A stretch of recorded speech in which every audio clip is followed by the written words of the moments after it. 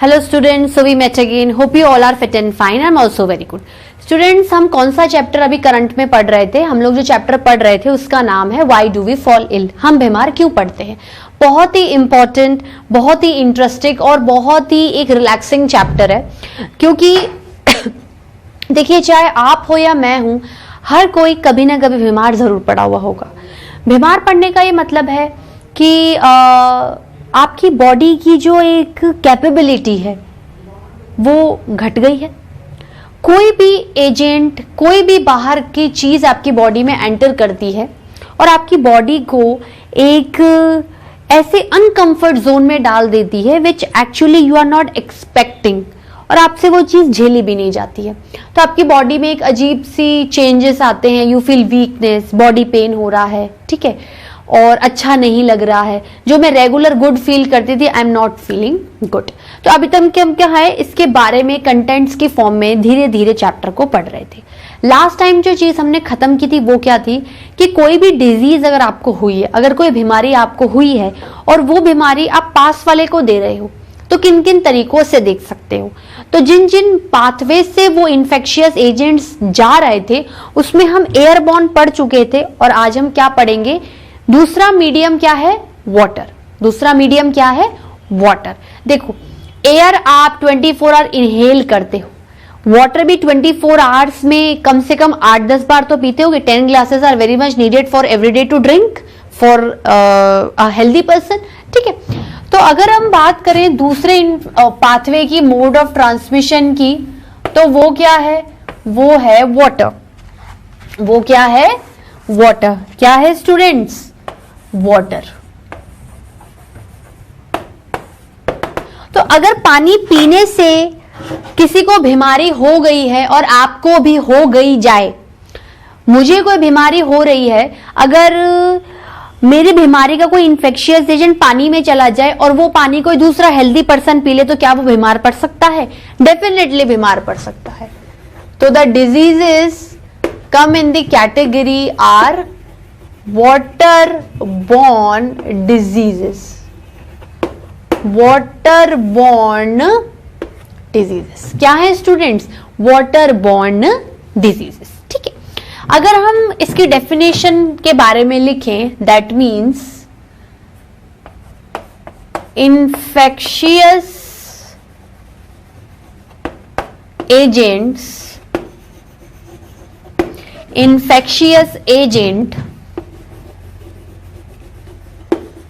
transmitted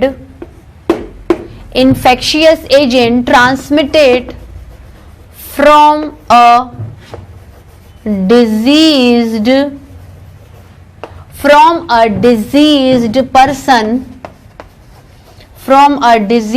person to a healthy person,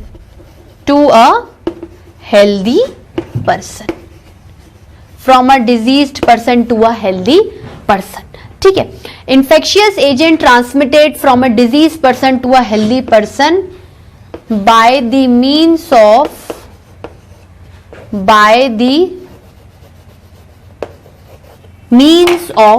किस method से जा रहे हैं?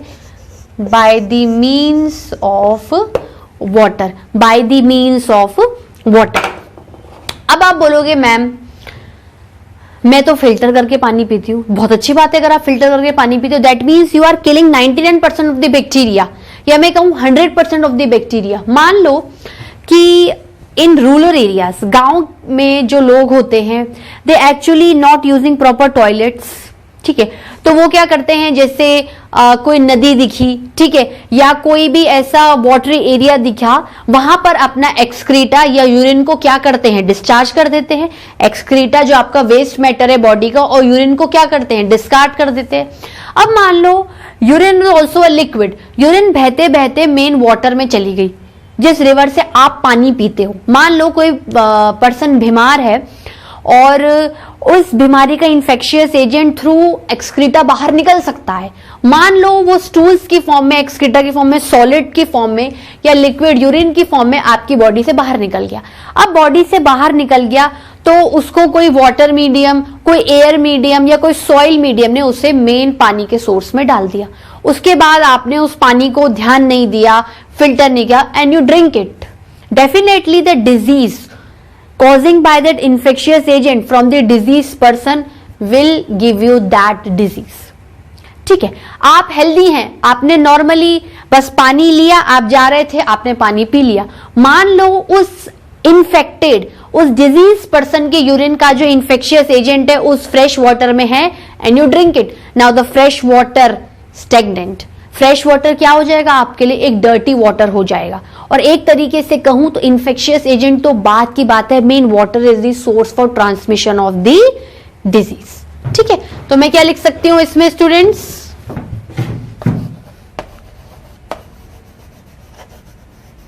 Drinking water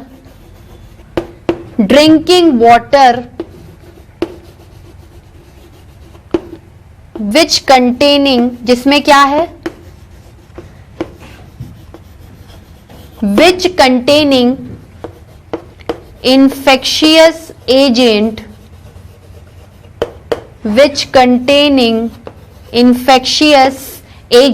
which containing infectious agent get by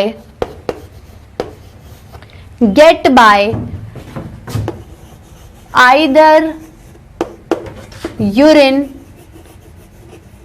urine भी एक तरीके से एक्सक्रीटरी मैटर ही है, आइदर यूरिन और एक्सक्रीटा इन दी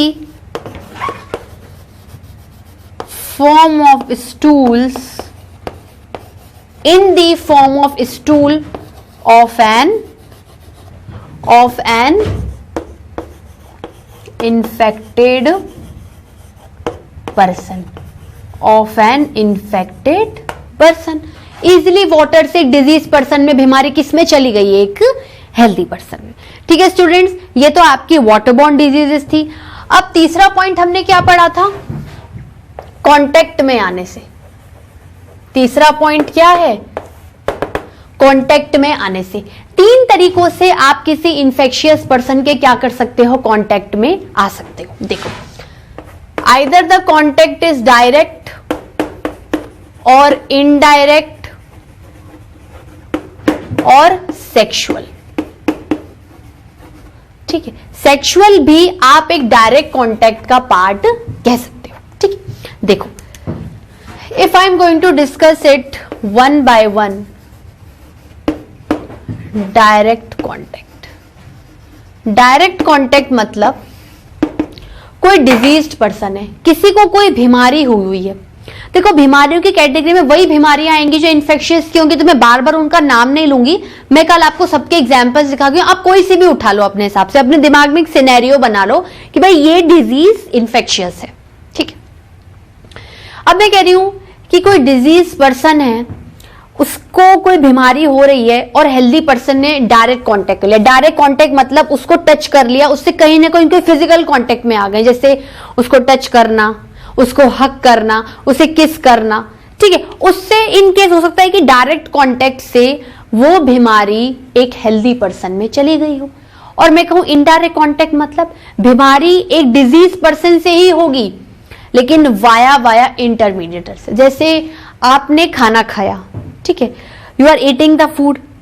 ठीक है, अब वो फूड मान लो माउथ बोर्न डिजीज है. ठीक है, आपका जूठा उसमें लगा हुआ और इन्फेक्शियस एजेंट आपकी थाली में लग गया या आपके कपड़ों में लग गया. अब कोई हेल्दी पर्सन आता है, उसी थाली में खाना खा लेता है विदाउट वॉशिंग वही कपड़े पहन लेता है, तो इनडायरेक्टली उस डिजीज पर्सन से आपको क्या हो गया, इनडायरेक्ट बीमारी हुई ना. आप उस पर्सन के डायरेक्ट कांटेक्ट में कहां हुए, आप तो उसके इन्फेक्शियस किसी चीजों से, कोई एसेसरी प्रोडक्ट से कांटेक्ट में, और आपको वो बीमारी क्या हो गई, इनडायरेक्ट लग गई. क्या हो गई स्टूडेंट्स, इनडायरेक्ट लग गई. ठीक है, तो मैं डायरेक्ट कांटेक्ट में क्या लिख सकती हूं, infectious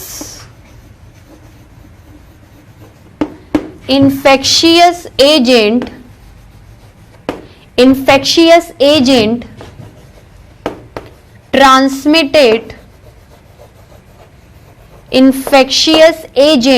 transmitted from a diseased person from a diseased person to a healthy person, from a diseased person to a healthy person by coming in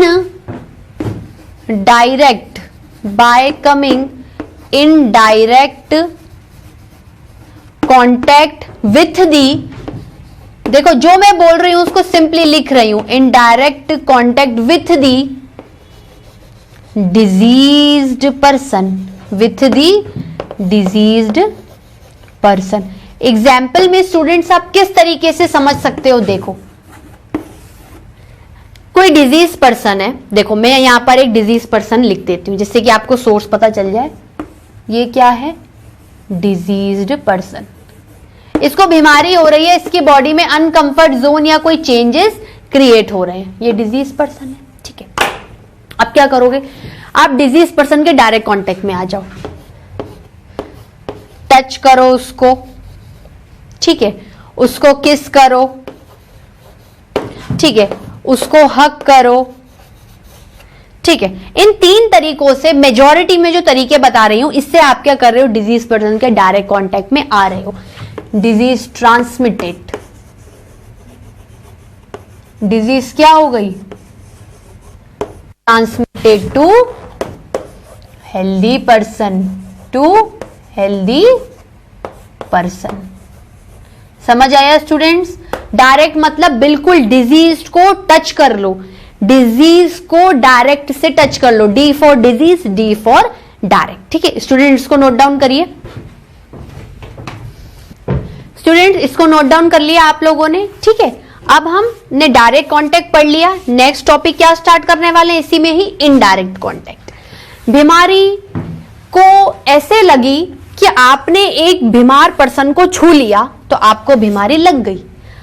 आपने बोला कि दूसरे पर्सन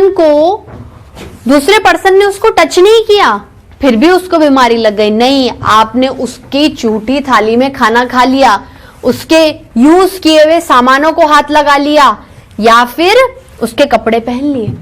उसके कांटेक्ट में तो नहीं आए, लेकिन उसके वाया चीजों के कांटेक्ट में आप आ गए। ठीक है, तो उसे क्या बोलेंगे स्टूडेंट्स? Indirect contact. लिखना स्टार्ट करते हैं स्टूडेंट्स अपन। Indirect contact, indirect contact. इसमें क्या लिखेंगे? इसमें हम 1 by 1 डेफिनेशन लिख देते हैं।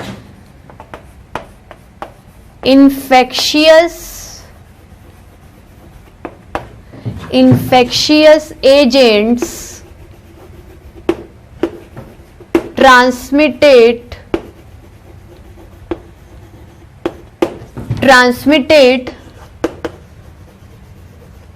from a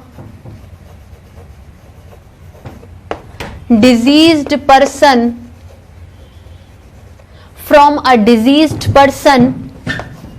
to a healthy person, from a diseased person to a healthy person by coming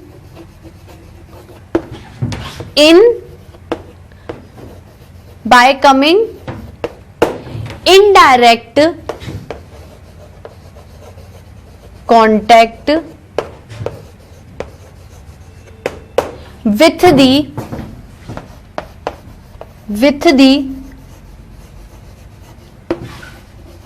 diseased person,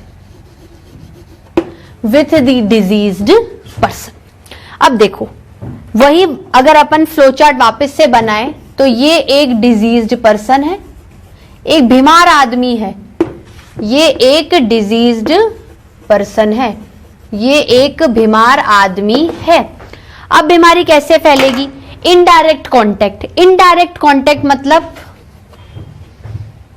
using, जैसे आप किसी में खाना खा रहे हो, आप बीमार हो तो खाना किस में खाओगे? बर्तनों में, यूटेंसिल्स में। अभी उसी यूटेंसिल्स में किसी दूसरे हेल्दी इंसान ने खाना खा लिया तो उसको वो बीमारी लग गई। तो using utensils of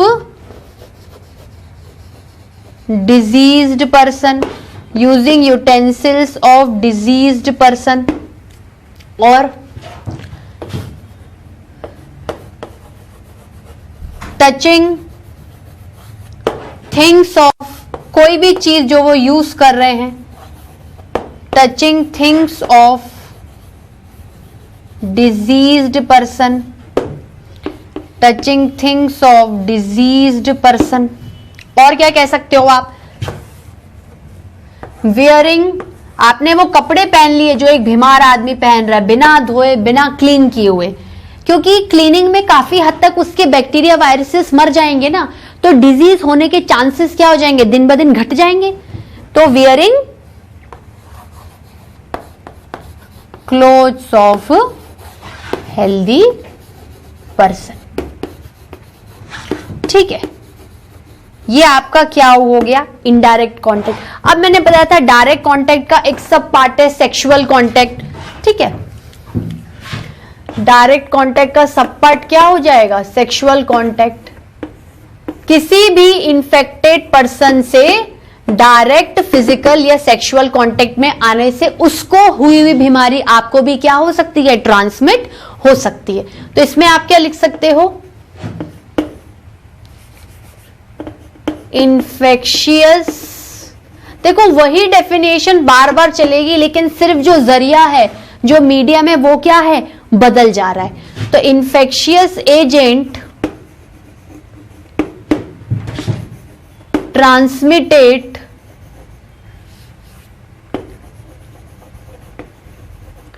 transmitted from a diseased person, from a diseased person to a healthy person, from a diseased person to a healthy person by coming in indirect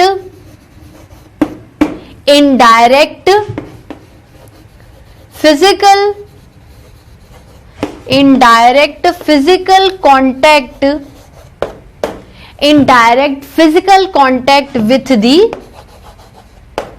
diseased person, with the diseased person. Mainly जो sexual contact वाला topic है students, जब मैं आपको human reproduction पढ़ाऊंगी तो वो और ज्यादा क्लियर होगा।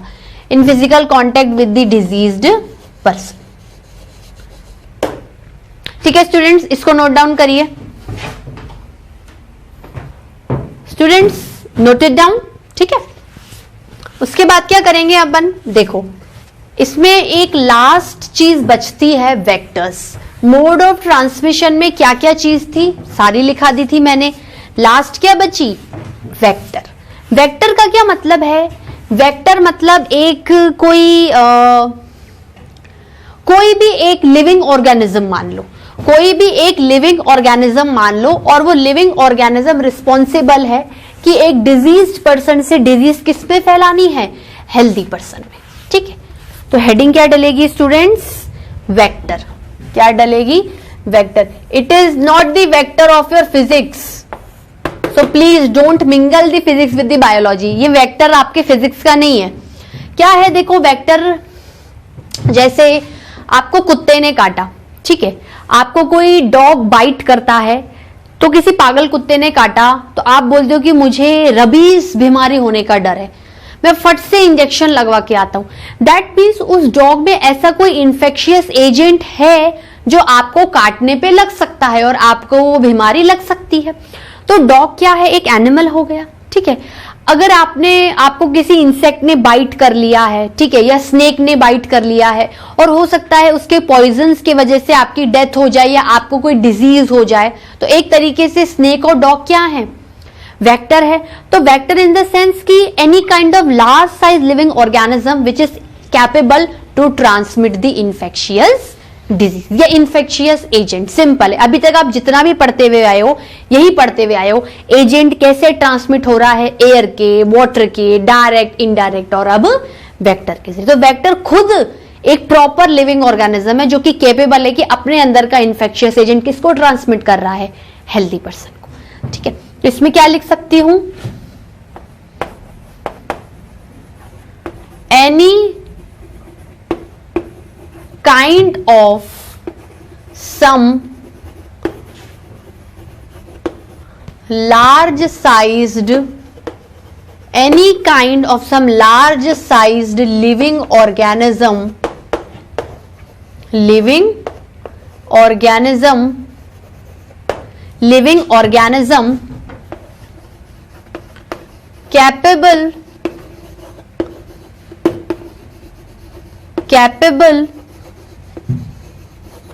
capable of transmitting the disease or the infectious agent or the infectious agent from a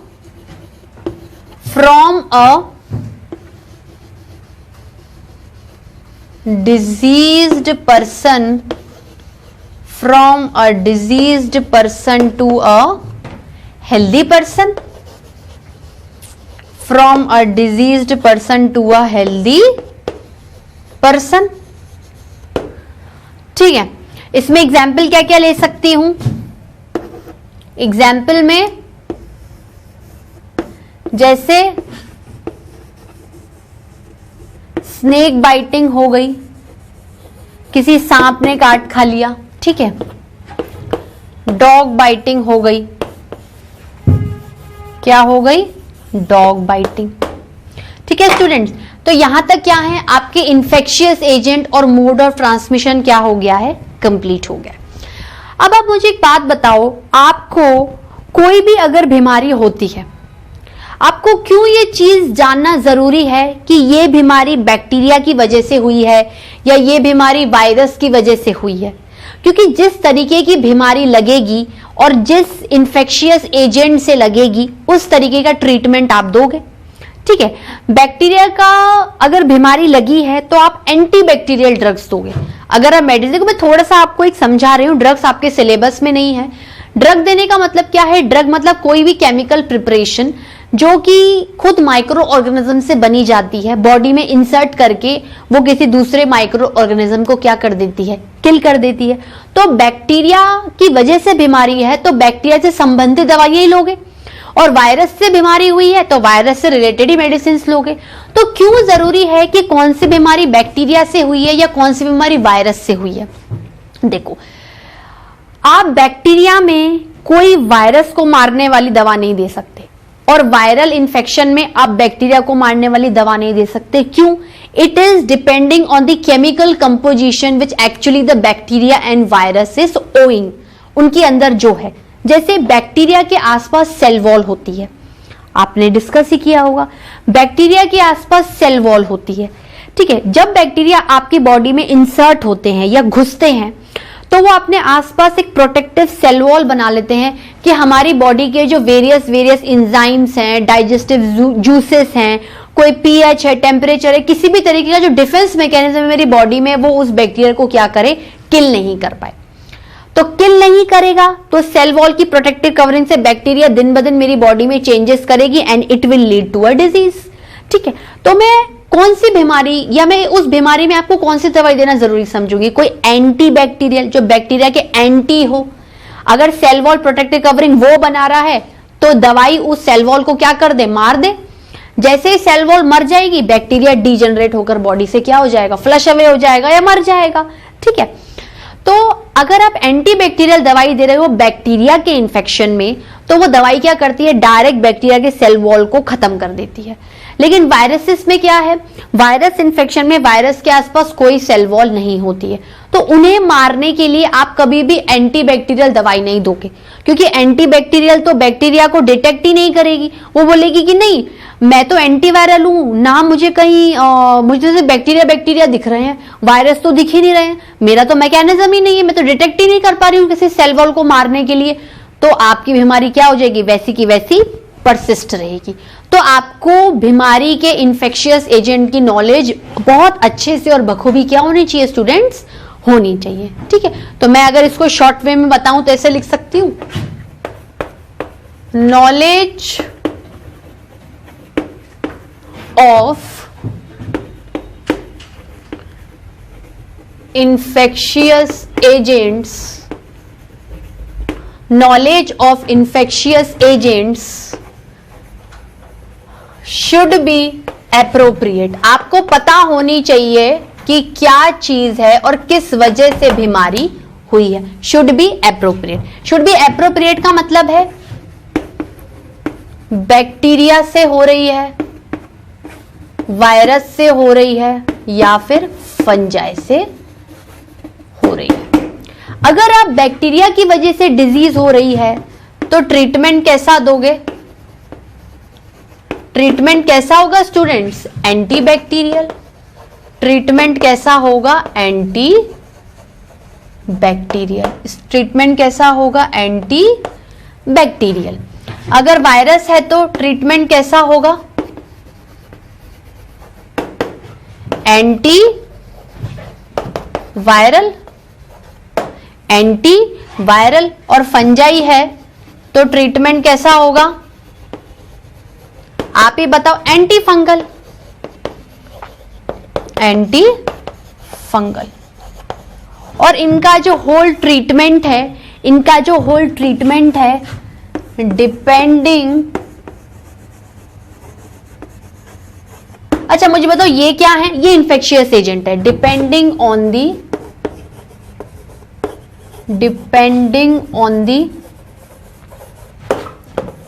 chemical, depending on the chemical composition of infectious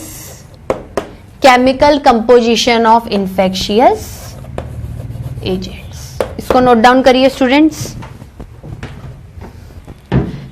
इसको नोट डाउन कर लिया, आपको समझ में आ गया होगा। ठीक है, हम लोगों ने अभी तक क्या क्या कवर अप कर लिया स्टूडेंट्स, हम लोगों ने बहुत सारे कंटेंट्स कवर अप कर लिए। Health, disease, type of disease, cause of disease, सारे इन्फेक्शियस एजेंट्स पढ़ लिए, मोड ऑफ ट्रांसमिशन पढ़ लिए। ठीक है, और हमने क्या है इसके बारे में यह भी पढ़ा है कि जो भी डिजीज जिस भी इन्फेक्शियस एजेंट से होती है उसकी नॉलेज क्या होनी चाहिए, आपको अप्रोप्रिएट होनी चाहिए। ठीक है, तो मैं आपका जो आज का डिस्कशन है कि जो नॉलेज है वो इन्फेक्शियस एजेंट के केमिकल कंपोजिशन पे होगी। भाई मैं अगर आपको परेशान कर रही हूं, मेरे जिस नेचर से आप परेशान हो और आप मुझे ठीक करना चाहते हो, तो उस पर्टिकुलर नेचर को पकड़ के ठीक करोगे ना, या बीमारी कुछ और है, दवाई कुछ और दे रहे हो, इलाज किसी और चीज का हो रहा है, नहीं, जो है उस हिसाब से करोगे। ठीक है स्टूडेंट, तो आज का डिस्कशन हम केमिकल कंपोजिशन पे ही करते हैं। नेक्स्ट लेक्चर में इसको आगे बढ़ाएंगे और हमारे चैप्टर के लास्ट कंटेंट पढ़ेंगे, prevention through vaccination and finally the treatment. समझ में आया students? All are happy with the lectures? Okay students, have a nice day, till then bye bye, thank you.